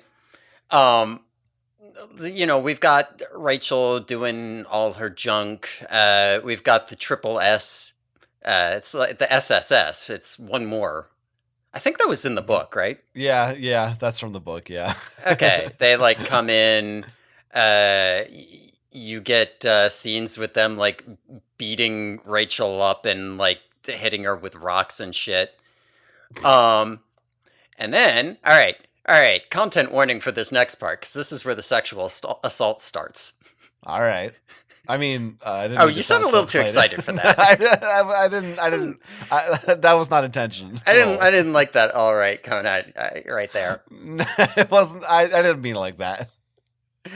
All right. Well, listen. This is where she starts talking about her time in the re-education camps. There's some of the stuff that's just they're getting beaten with clubs and they're they have to do manual labor and they're walking around in excrement. But then there's also a lot of stuff about they're in these skimpy loincloths and they have to service the soldiers and stuff. And some of that stuff is written in a way that makes me kind of wonder if maybe Anna Blair was getting a little into it. Ugh. It's almost not detailed in the it's not graphic, but it's detailed in ways that make me wonder. There's a part where she's where is it? She says that they have to pleasure men at least twice a shift, and there are 4 shifts in a day. And something about that, for example, makes me think the way you're enumerating it and scheduling it, it feels like this is part of some fetish for you. Oh, I don't like this. Oh no, yeah, it's not great. And as we get in, there's a full-on scene where we get to watch an SS officer listen to Rachel being raped in the other room. They are going to play this episode at our trial. Listen, I might have worse. Oh God. Like I said, couple little bit of graphic things, but it like dances around it. And when we finally get to the end, the Drode comes in and like erases Rachel's memory of the thing. Oh hell yeah, I love the Drode. Yeah, the Drode does show up. Classic Drode times. Not to give anything away, but the Drode might be there might be some Drode. I mean, we already had the Drode rap. Mm-hmm. Forgot about the Drode. Doctor Drode. Just seems like when it comes to the dark, edgy stuff, Drode is a good fit. Drode is a pretty good fit. Oh, I skipped over the bit here where she makes like a reference back to the book, and she says something about like the weak-minded blacks and Jews in here. Jesus. Like this was really somebody who was like, I bet I know how to. This is the perfect Animorph story to get edgy with. How does it all? So the Drode just stops it, and that's it. That's the story. Yeah, the Drode just, well, actually, Rachel's gonna get executed. Like they put her in the electric chair, and right before she dies, the Drode shows up and brings her back and erases her memory. But why? Oh, is this is the idea that this is what it's not like this is. I'm thinking this is what happened. Yeah, when he like returned Rachel at the beginning of Megamorphs 3 to the group. Got it. Okay. So this was going on in the background as opposed to this being an invented, prolonged version of it. Yeah, right. This is the whole story with nothing left out. I love Rachel saying, "Get the hell out of here, Drode." Just like it's pretty good. Just the casual, just like, oh yeah, that's fucking Drode. Hate that guy. This reminded me of the concentration camp stories I read, except for women. It was a dark twist on Megamorphs 3, that's true. But despite all the yucky parts, it was really good. Rachel would definitely act like that. She reminded me of the Helmicrons, though, but she's right. Girls rule. This teenager's only encounter with feminism so far is the Helmicrons. That's right. That's their only frame of reference for a non-patriarchal society. This person didn't like the dialogue during the rape scene because it wasn't believable. Malankaya says this. Oh, I would send the cops to that person's house. This isn't what it sounds like at all when I rape someone. Well, this is Tina. So this is not what she writes in her own fantasy stories. Well, as a feminist, I believe that women can rape men. Mm-hmm. Okay. Mm-hmm. You want to? We're not on the Patreon, you realize. Anyone can listen to this episode. No one's listening this far. Come on. They aren't. I'm just Prove letting me wrong. you know. It's fine. I didn't say anything objectionable. You're right. No, you're right. I'm just reminding you before you do. Yeah, that's fine. I'm just letting you know. That's fine. Yeah, this is a pretty good story, it seems like. It is a pretty good story. Anna Blair's got a couple of good ones in her, I think. And again, Megamorphs 3, already pretty dark. There's nothing here. Anna Blair did not invent any of this. Everything here was already in that book. She's just expanding on it. Yeah, I appreciate that this is an actual Animorph story that she's expanded. This, we're not making this up. Okay, I guess the part about the pleasuring the soldiers wasn't in the book, but... Well, it was implied, I think. Yeah, it was pretty heavily implied. Yeah. K.A. was definitely wanted to put that in there, but the editors wouldn't let her. Well, I don't know that the editors ever looked at anything she ever did. Michael Grant then was like, K.A., please. Anyway. Okay, I didn't pull any quotes from this one. Yeah, you might have picked more fucked up stories than I did. I definitely picked more fucked up stories than you did. The more fucked up ones are behind me. My last ones are just kind of funny. I mean, well, I have one more. So why don't we do Oh, yours? boy. Oh, boy. Why don't we Oh, do boy. yours? Okay. The next one I'm going to do is called The Kill, Chapter 1. Let's hear the kill. Spoilers, there is no Chapter 2. This is the only chapter. Oh, good. This was written by Notice Leth, or Letha. I don't know what this name Sure. is. They've got good taste, old Notice. Their favorite books are like Ender's Game and Lord of the Rings. They like Battlestar Galactica and Inuyasha. They list all their favorites: Dogma, Fight Club, Labyrinth. Wow, they've got good taste. Empire Strikes Back (parentheses Star Wars). Oh, whoa. Not the other one. They also list all their favorite pairings. Sirius and Remus. Oh, that's a good one. They don't list what they're from, so let's see if we can figure Yeah, out. I don't know what a lot of these are. Chloe what and about Lex. Lex and me? Is Lex and Yeah. me them with Lex Luthor? Yeah, definitely. Okay. But they're definitely referring to the Smallville version of Lex Luthor. Okay, that makes sense. Bulma, Vegeta, which they spelled Vegeta wrong. Vegeta. Ooh, Sabriel is in there. That's fun. Tyler/narrator. Okay, is that so? The Fight Club they ship Ed Norton with Brad Pitt. Sure. Okay, if that's what you want. Listen. It's not the weirdest ship I've ever heard. God, I hope they have a story about that one because I need to know just functionally how does that work? Oh my god. I have 4 muses: Haldir from Lord of the Rings, Snape from Harry Potter, and Starbuck from Battlestar Galactica, and my newest addition, Conda, D. Greyman, who sits petulantly off to the side.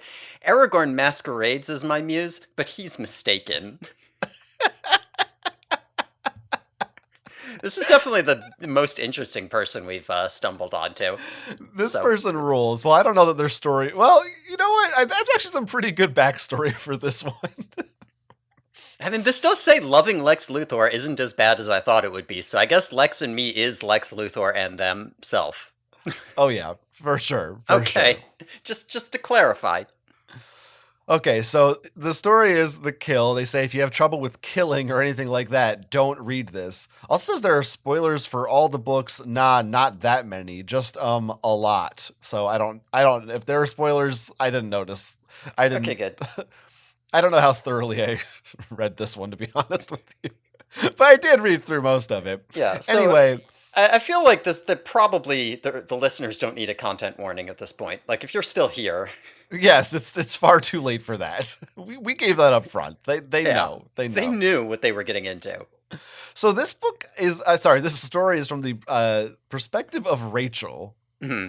However, the reason I picked the story to talk about is that in this version of the Animorphs, Rachel is a Japanophile. Right, that makes sense.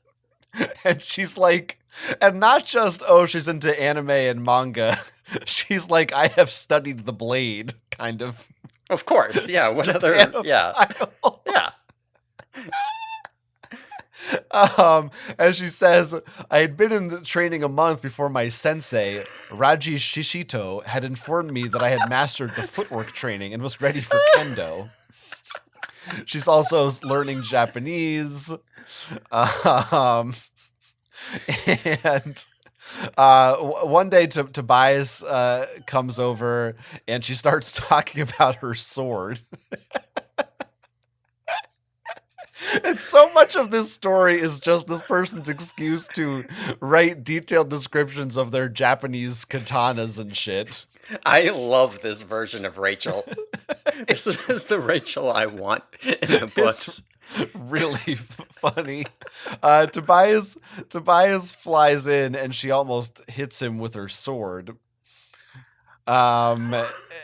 And she also, in her closet, by the way, has a pink dress that she hides so nobody can see it. So I guess in this story, Rachel has she's a fashion. Yeah, I she don't know always. what's going on. Yeah.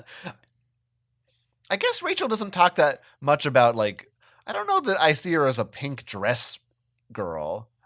Yeah, maybe it's not stylish enough for her. Yeah, she's more like cool, like chic fashion, not like girly kind of, As I skim this, every single thing in quotes, like all the dialogue is great. Every bit of dialogue is so good. Yeah, I mean, what does this have to do with the sword? Apparently, Tobias isn't fluent in Japanese. Yeah, in the beginning of the story, there actually is a warning that there's some Japanese in here, and that's something you'll have to figure out. Anyway, she gets mad at Tobias because he never turns into a boy for her. Classic. And he's just like chilling on her desk preening. And so she like swings her sword at him, does some cool katana moves. And then, okay, I'm just going to read this. I hope it's the part I'm looking at. Rachel, his thought speak became irrelevant. Nothing existed outside my fight. No one. It would be my opponent and me, tete-a-tete. I lunged forward, making my blade dodge the blue civilian and strike at the red target. I don't know. Oh, she has like targets that she's practicing on. Blah, blah, blah. Changing hands, I swept Oboro. That's the name of her sword. Around in a spin, coming down in a hard forward arch. I'm honestly very confused. I don't know if these targets move. Is Tobias a target? I don't know what's going on. I don't remember.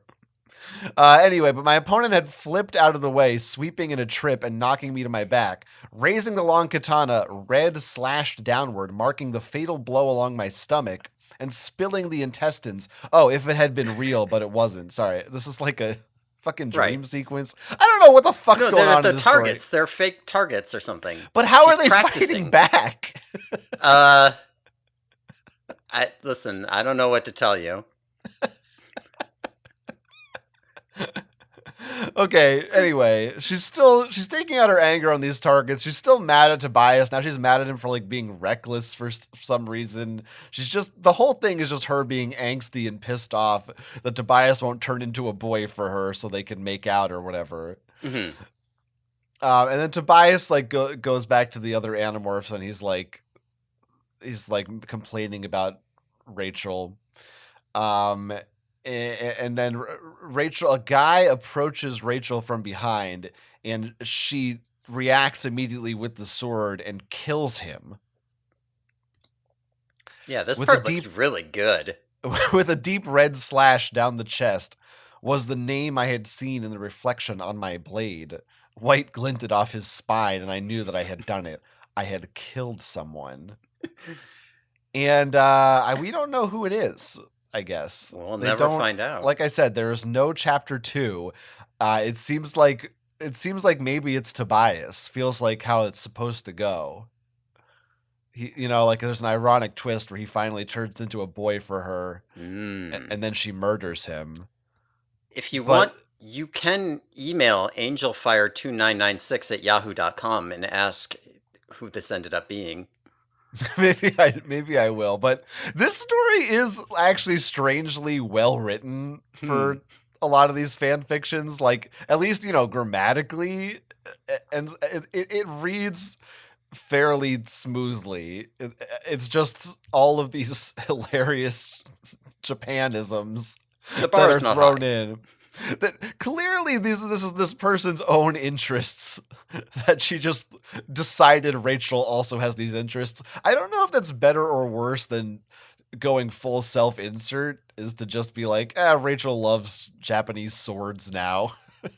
I guess she figures, I identify with Rachel because I like to fight and I like badass action. So Rachel would also love anime. Right, of course. No, I love this Rachel. Rachel, the weeb who is obsessed with swords. She studies the blade. This is great.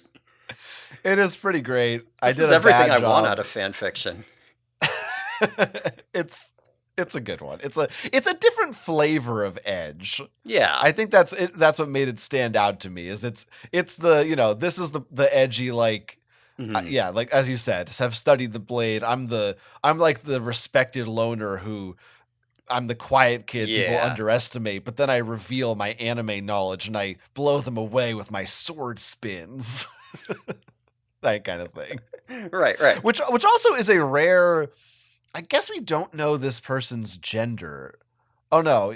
Yeah, oh no, she does say she's a girl in the profile. Okay. But that's usually the stereotype of the anime sword nerd is a smelly guy. So I like that there's a sword loving anime girl. I mean, obviously that exists, but I don't know. It's not as common a trope, so it's kind of fun. No, I agree. You don't. Yeah, right. That's why it works so good with Rachel here, I think. Yeah. All right. This one sucked. I did a bad job explaining it. No, I like it. I think it's good. All right. Okay, thank you. So you have one left? She did go over the edge there. She's cruel and ruthless, even more so than in the books.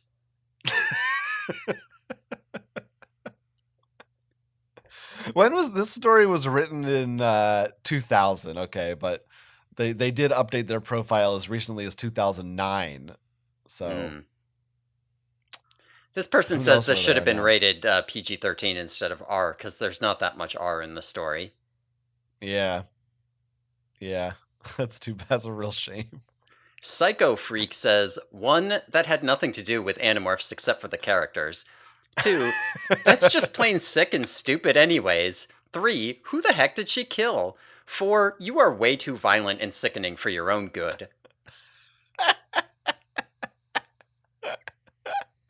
Goddamn, harsh words, but fair. Oh, this person's upset that they gave her a real sword to take home to practice with.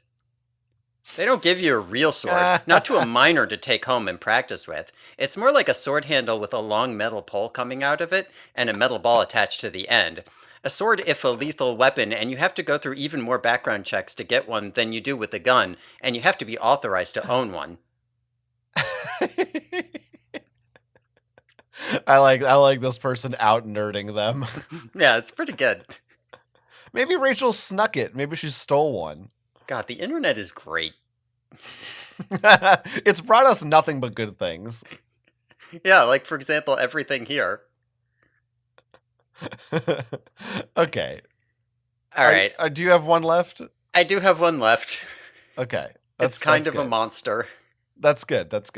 And then I have one, I think a nice capper for us at the end. All right. This is Soul of Scars by Shadowed.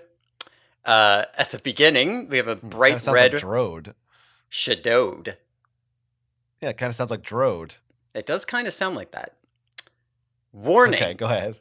If you hate sex, violence, and cussing, SVC, I suggest you don't read this. It has all 3. Any names seen in the second half of this story are people I roleplay with in Yahoo Chat, and what goes on with them is based on what happened in RP, and some is even based on Semir's story, Conqueror of Dreams. Please don't use their names unless you get their permission. Thank you. Like it already. Yahoo Chat roleplay. Good basis for a story. Yeah, I mean, I can tell where that part starts. I'll just say that. Okay. That's about the halfway point. So this is a self-insert story. In this story, they are Shadowed, Garillion, Eritoph, an Andalite. We open up on a hell of a fucking scene. Shadowed is a small child here, and Visser 3 jumps out and murders her mother in front of her. I'm just gonna start this off so you get a sense of what's going on here. I guess Visser 3 didn't care about his host's dignity either. He seemed to have forgotten to put his tail down and cover up. The stupid son of a bitch could have covered himself and held me down at the same time. Nope, he let it all hang out. Oh my god. Like when you're picturing this opening scene, picture Visser 3 with his cock out. Okay. Come on. We don't need that kind of language on this show. Kids are listening to this. There's a lot of Visser 3 cock in this story. Okay, come on. Can you just say penis? I'm just getting you ready. It was actually horrible when I said that. I hate that I said it. Well, I mean, Okay. just to set the scene here, the way he murders her mother is he douses her in acid and then urinates all over her. Jesus Christ. Just so you Acid. get a sense of where this person was when they were writing this. Oh my god. After this gruesome murder scene, there is a time skip. And Shadode has now been living as Visser 3's sex slave for several years now. Jesus. The story is about 3/4 the length of an Animorphs book. The next maybe 20% of the story is just graphic sex scenes of Visser 3 having sex with Shadode. And, you know, there was a part while I was reading this where I was just thinking, what the fuck is wrong with women? You know, men As a don't feminist, write things of course. like this. Right. I'm just, you know, like the joke is men only want one thing and it's disgusting, but men don't want this. This is what women are so disgusting. Well, I'm sure you're aware of the romance novel genre. Oh, I am well aware of it. Yes. This is like all women do. Yeah, like you said, the generally agreed upon concept is that men are all pigs and perverts and sickos. Meanwhile, guarantee if you know a woman, they probably have 20 smut books loaded up on their phone or their ebook that's fucking the weirdest, most disgusting shit you've ever read. This is why we did all our other stories first, because I want to be able to say all this and not have anyone listening at this point. Well, we established our feminism earlier, so it's right. Like it's okay. So it's okay, yeah. Well, listen. It's very long. It's very graphic. There's a lot of swearing. There's a lot of like, you motherfucking sick bastard and whatever. A lot of descriptions of Visser 3's penis, as you said. Oh no! Don't come on. You know, we get a little scene here with Griegel, the Hork-Bajir, who dies. I don't know why he's there, but he does. And eventually, I guess he's wounded or something. Eventually, Shadode meets Cavrin Stixiphy Lacrosse, who is a captured Andalite fighter. I should note that upon seeing him injured and taking in, her exact words are, "Dude, what the fuck happened?" Good Andalite writing here. Classic. I'm reading some of this and it is fucking disgusting. Oh yeah, it's insane. I'm sorry. I mean, it is really horrible. I shouldn't read this. I made a point of not actually quoting any of those parts, but I mean, listen, there's a reason I went on a rant about how gross this person is. It's just, I'm so sorry to all our listeners who are not listening anymore. This is the last episode we're ever going to do, but there's a line that just says, no, this couldn't be happening. I was being raped. That's honestly probably like the best line you could have picked. Like everything surrounding that is probably way grosser. You know, yeah, it's not the grossest line, but it's just like, yeah, that's what your thought process is. I'm going to quote a fucking exchange between Cavrin and Shadode here. Cavrin asks, "Can't you fight back?" And Shadode says, "I fucking wish. It's kind of hard to hit someone that's fucking your ass while holding your arm against the wall."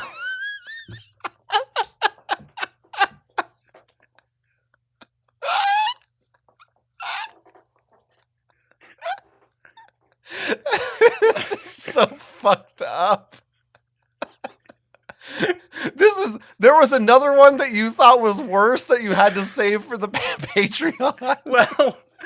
Well, listen, you got to pay those $5 to get to see what I might have been talking about. Here's the thing. I had another story that I also pushed to the Patreon. And I'm going to say it has similar themes to this, except it's consensual. But there is a lot of Visser 3 fucking in another story. I mean, the problem is that the Patreon's for like romance and pairings, and this is like, this isn't like Visser 3 and Visser 1. This is Visser 3 and and self-insert character. Yeah, and it's also not romantic. It's also not romantic. Well, yet there's going to be romance later on, although not in the way that you think. Oh God. Okay. I mean, what else happens in this story? All right. Shadowed gets pregnant with Visser 3's kid and gives birth, and they get the baby out of there. Kavrin gets shot and dies. As he's dying, he's looking up at the stars and he says, "Oh, they're the second most beautiful thing I ever saw." Know what the most beautiful thing I ever saw was? Which I quite liked. I'm a big fan of the writing in this. After a few more years, she's grown very strong from all the slave labor she's been doing, and she uses that strength to escape. And it turns out she was being held on the Andalite homeworld, so she leaves and immediately runs into her son. But then she kind of just leaves. Her son isn't important. That scene's just there. And after a couple years of living as a homeless street bum on the Andalite homeworld, she steals a bug fighter to get off the Andalite homeworld. And this is the part where you can tell it started to turn into the Yahoo chat roleplay, because a whole bunch of characters start showing up who are, they're just kind of doing things. Some of them are Andalites. Arbron is here. And is importantly, he a taxon?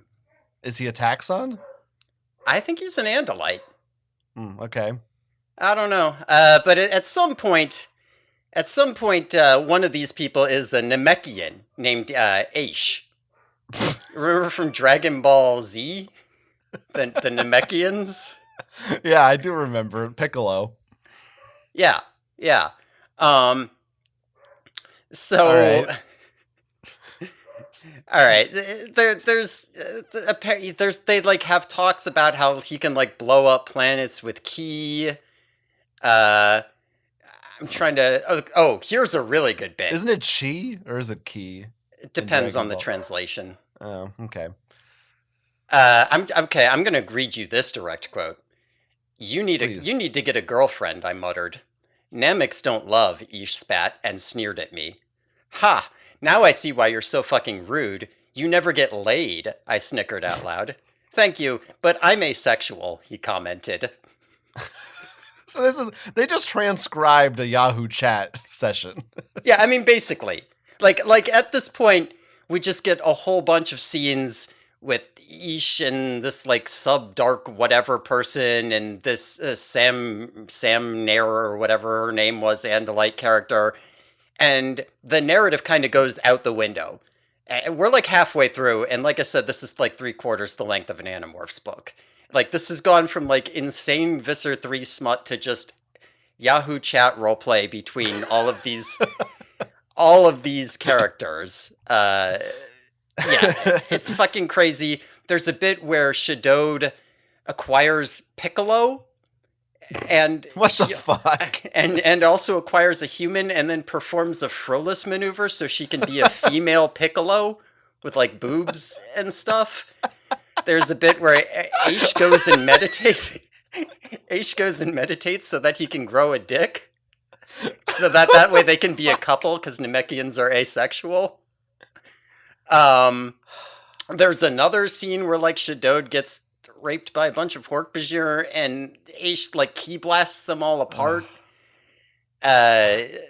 Why'd you do this? There's a part where they have to go save Arbron's son from the Yeerks, and they leave in like Piccolo's ship from Dragon Ball Z and blow them up with Why'd their you bare subject hands. us to this?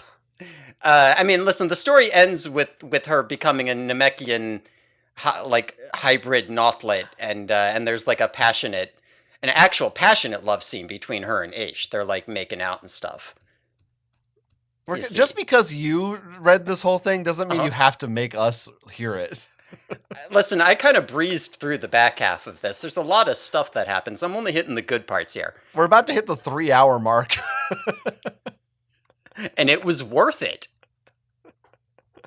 Listen, this is a tale of rage, pain, and love. You kind of found the ultimate fan fiction for our show because it combines all of our topics in a way. Yeah, it gets everything. Crossover, self-insert, romance, and dark and edgy. Yeah, this is everything you could ever want. If you read one Animorphs fanfic, yeah, make sure it's it this Soul one. of Scars by Shadowed. A lot of these people don't like how much she swears. Is SVC an abbreviation people know? Sex, violence, and cussing? Never heard of it before.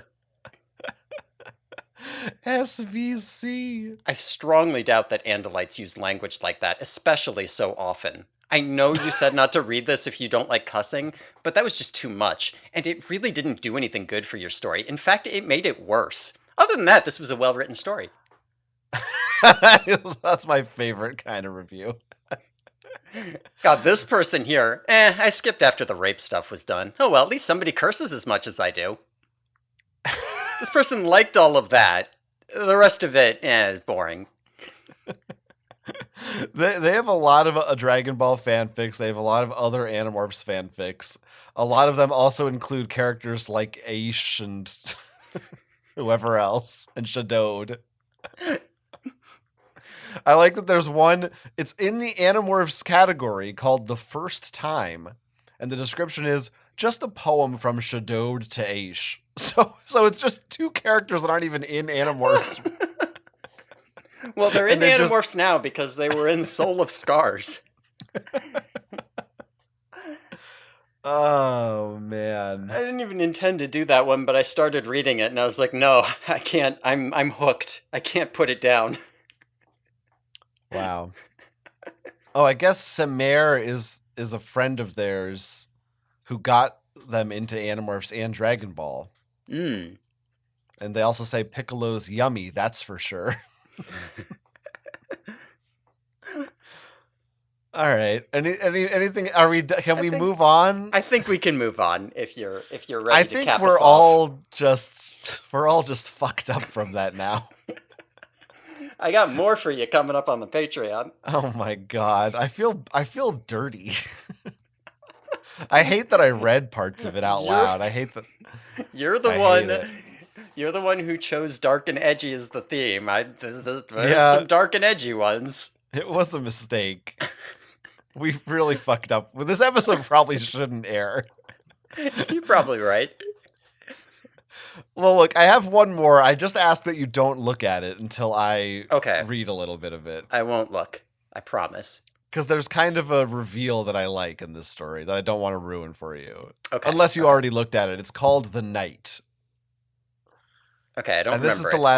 This is the last one. It's called The Night with a K by Capin Nerafir is how I'm going to choose to read that name.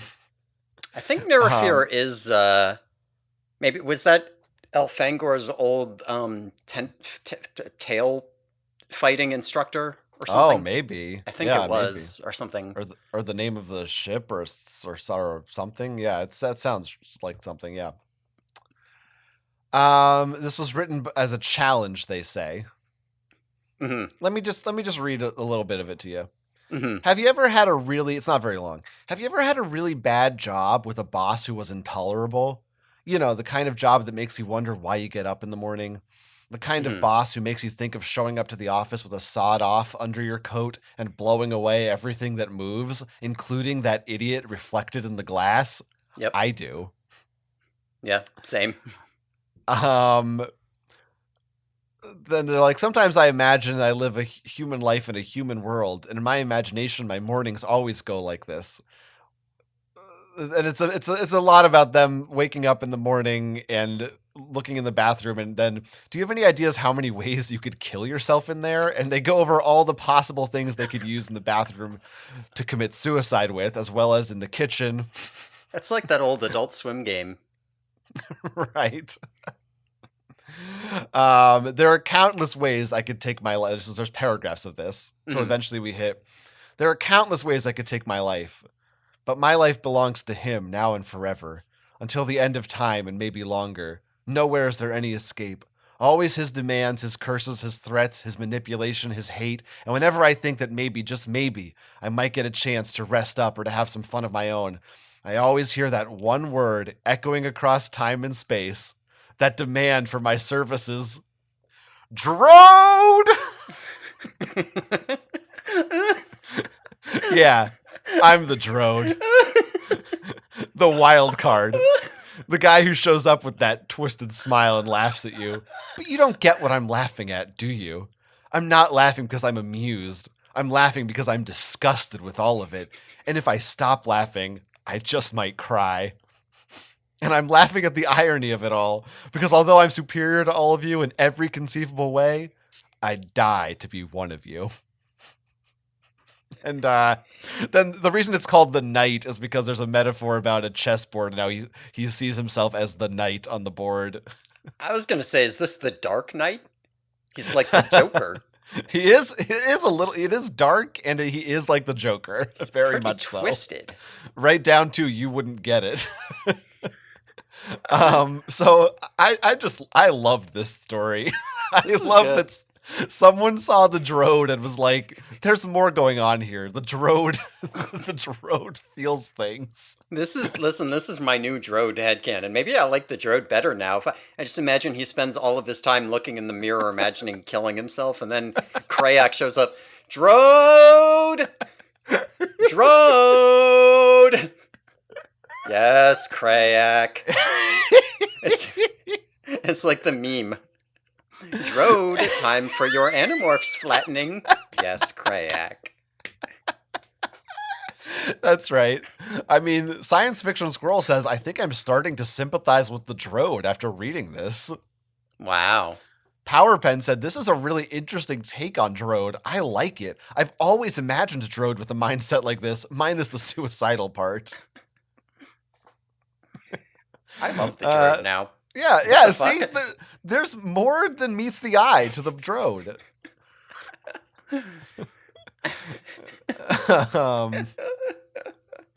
Okay. Yeah, we love the Drode now. So anyway, we're Drode lovers. There it is. And again, I think the Drode is the ultimate edgy guy in Animorphs. Yeah. Maybe David is, but oh, that's true. Yeah. Oh, we didn't. I don't. Oh, yeah. We did real Slim Davy. We did do a David. Okay. Yeah, I think maybe I saw one other David story, but nothing that stuck with me. Yeah, I was considering doing one, but I got all filled up on stories. All right, so there you have it. There's a bunch of dark, edgy Animorphs fan fictions that we shouldn't have read and you shouldn't look up. You shouldn't have listened to them either, because now they're in your brain. The show notes for this will probably have the links if you want to read them and put them even more in your brain, right? Yeah, that's right. If that's what you want. And if you want more fan fiction that's on a lighter note? Well. Stay tuned. This week's Patreon, you'll need to subscribe, but it's worth it. If you thought this was too hot to handle, wait till you hear what we had to put behind the paywall at patreon.com/theyerkyboys. When we talk about non-canon romantic Animorphs pairings in fan fiction. It's going to be a wild ride. And they can email us too, right? Oh, yeah. You can email us at theyerkyboys@gmail.com, but please don't email us about this episode because I'm really worried about all of the hate mail we're going to receive and the legal threats and, just remember, we did not write any of these stories. No, all we did was report on their existence. That's all. That's it. This is investigative journalism. That's right. We're preserving it as culture for future societies. In a world when I guess fanfiction.net is gone, but our podcast still exists. I don't know. A very plausible world. Yes. Oh boy. And then finally next week we're starting a new season. Things are going to be back to normal. Yeah, back to normal. Finally, back to the Animorphs books. It didn't feel like our break was as long this time as it sometimes does. Yeah, well, it wasn't, but it was. I think it was much needed for me. That's good. All right. Well, yeah, well, that's it. Thanks everyone for listening. If you know what? I'm not gonna plug any of my stuff this week. That's probably better. Yeah, don't have it associated. Yeah, a good idea. Yeah, never mind. Go ahead. Well, thanks everyone for listening. Tune in next week when we'll be talking about book 36, The Mutation, in which Jake turns into an orca on the Yerky Boys.